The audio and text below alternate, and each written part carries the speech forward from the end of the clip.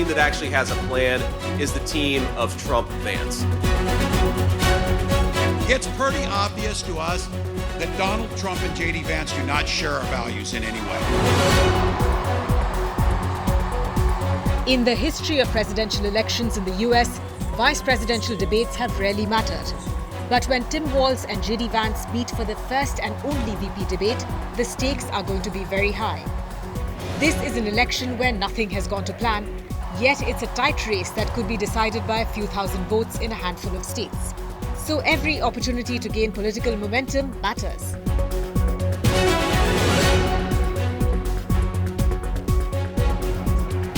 Donald Trump announced Vance as his running mate in July, a day after a gunman opened fire on him at a rally in Pennsylvania. Vance was formally unveiled at the Republican National Convention. In picking 40-year-old Vance, Trump was reaching out to white working-class voters in the industrial Midwest. The Vice President Kamala Harris, she doesn't like me.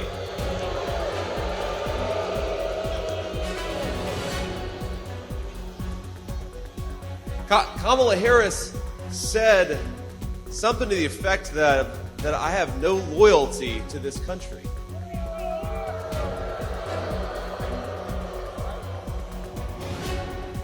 Well, I don't know, Kamala. I did serve in the United States Marine Corps and build a business. What the hell have you done other than collect a check? In Vance, Trump found a kindred spirit. He is combative and his views on the economy, trade and immigration match Trump's. Vance, who's known for his best-selling memoir Hillbilly Elegy, has been selling the former president's message to sympathetic voters. Vice President Harris, what are you going to do? What is your specific plan to solve the inflation crisis that's making it unaffordable to buy groceries and housing? And Kamala will say, well, did you know that I grew up in a middle-class family? I had a very nice lawn back there in Berkeley, California. But in the last 3 months of being the Republican vice presidential candidate, Vance has had his fair share of controversies. An old video of him referring to Kamala Harris as a childless cat lady resurfaced and triggered a wave of outrage, including from the likes of Taylor Swift. He also amplified on unverified claims of Haitian migrants stealing and eating pets in Ohio.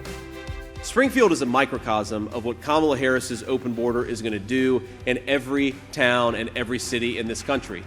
Now, the promise, these guys actually say the promise is that if we bring in millions and millions of illegal, low-wage migrants, we are going to make America more prosperous. That's what they say.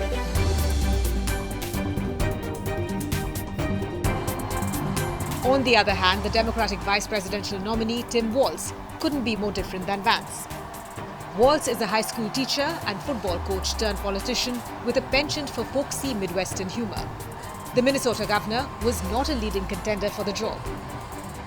Like all regular people I grew up with in the heartland, JD studied at Yale, had his career funded by Silicon Valley billionaires, and then wrote a bestseller trashing that community. Come on!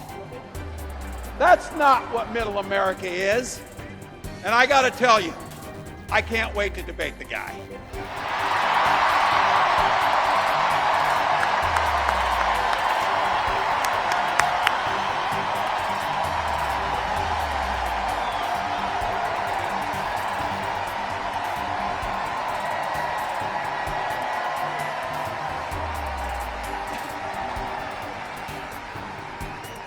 That is, if he's willing to get off the couch and show up. So, you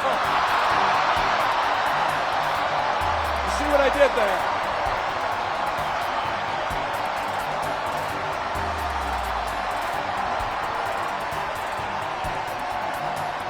Look.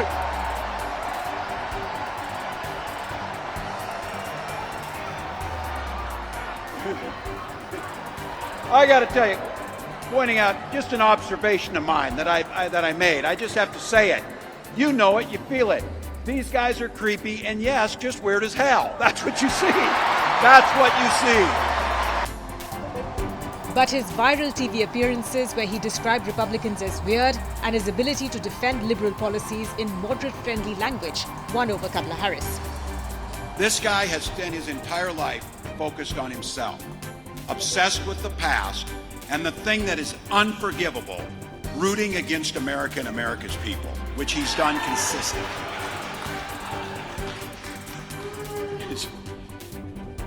He said a lot of weird stuff too, so I'm just going to say that. And that was you tell me you had this on your bingo card, and they're eating cats, It would be so.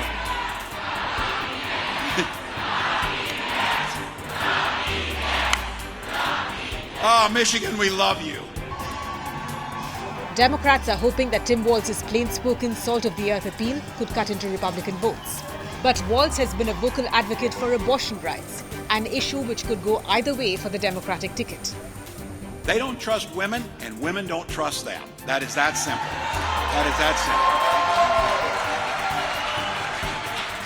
simple. But for all of us, that old saying of the frog in the boiling water, whatever, don't allow ourselves to get this way.